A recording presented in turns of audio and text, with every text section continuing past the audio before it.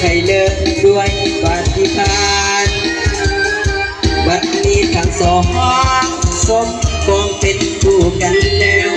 ได้เป็นผัวทิพย์เมียแก้วเสียแล้วก็ควรสุขสันต์แม่ยามฟังพลาผิดไปอภัยให้กันดวงใจสองจงยึดมั่นต่อคำวันผัวเดียวนี้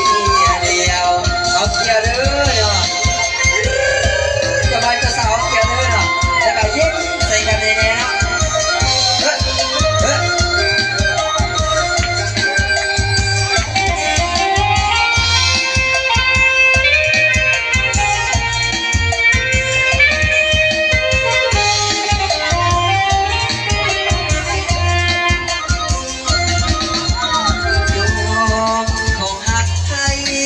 ยาวมันจะเป็นพัน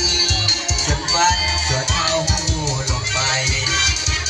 สักสิ้นเงินทองขอจงมองหลังไหลแม้เกิดเป็นลูกอีสายให้เลิกด้วยปฏิทานบัดนี้ทั้งสองสมปองเป็นคู่กันแล้วได้เป็นผัวทิพย์เมียแก้วควรสุขสันต์เบียดยามทำลางผิดไป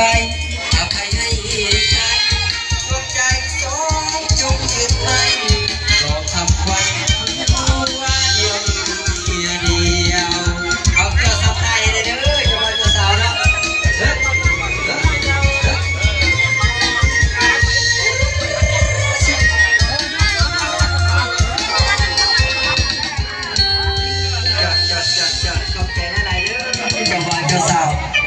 เจ้าสาวฟอนงาม